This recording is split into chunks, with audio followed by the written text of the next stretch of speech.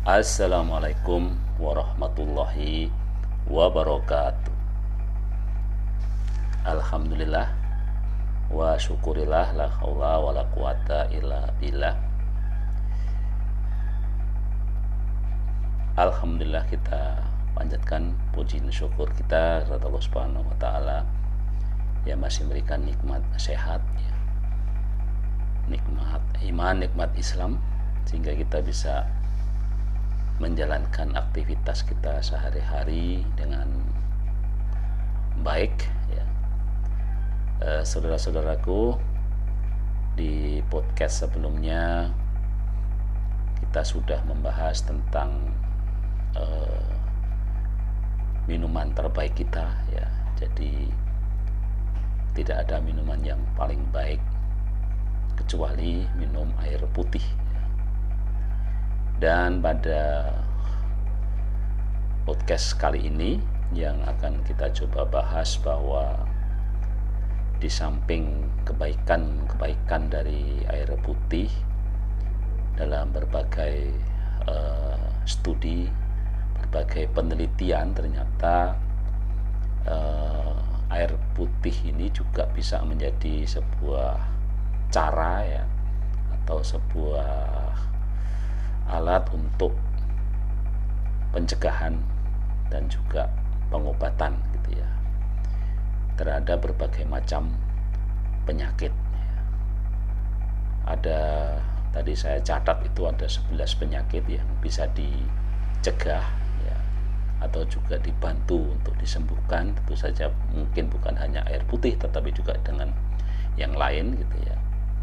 Jadi yang pertama itu adalah penyakit jantung ya, kemudian ada epilepsi, ada sakit kepala ya, ada radang sendi ya. Ini penyakit-penyakit yang sekarang juga memang banyak dialami di antara saudara-saudara kita ya.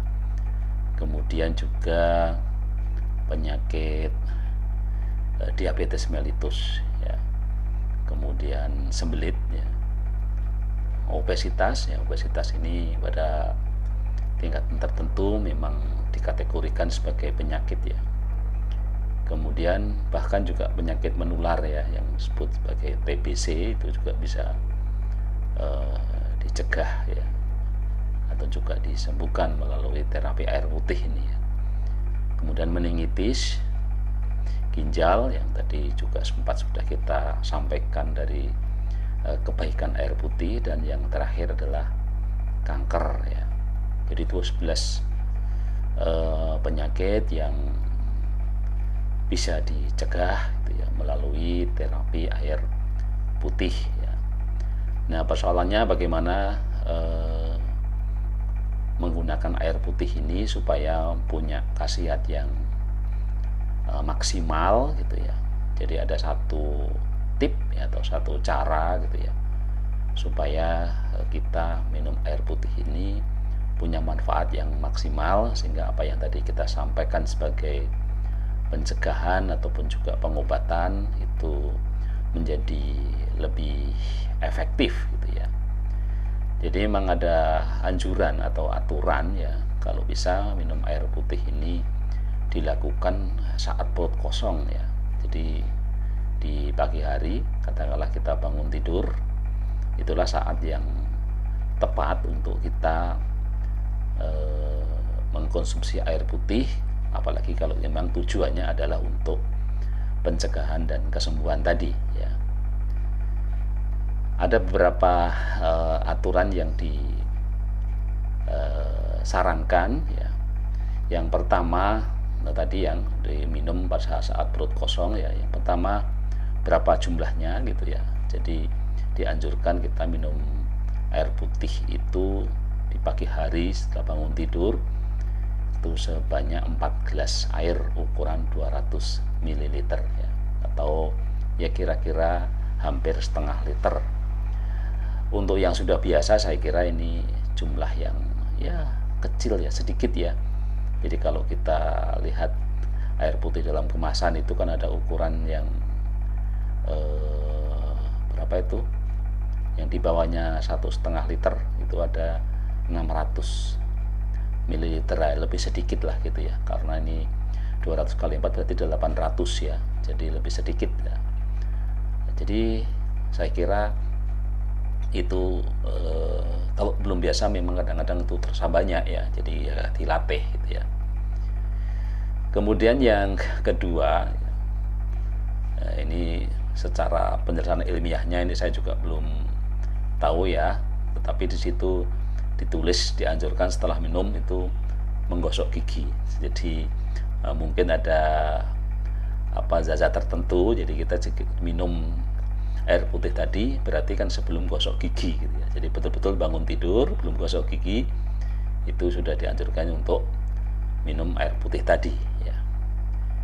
Kemudian jikalau kita memang mau sarapan itu diminta untuk menunggu ya. Jadi kalau kita mau sarapan jam berapa, jadi tunggu kira-kira 45 menit itu baru boleh kita sarapan ya. Mungkin lebih dari 45 menit tidak apa-apa itu, tapi harus menunggu ya. Jadi tunggu 45 menit baru kita sarapan ya, atau makan pagi ya. Kemudian jangan minum ya atau makan ya lagi ya selama 2 jam ya.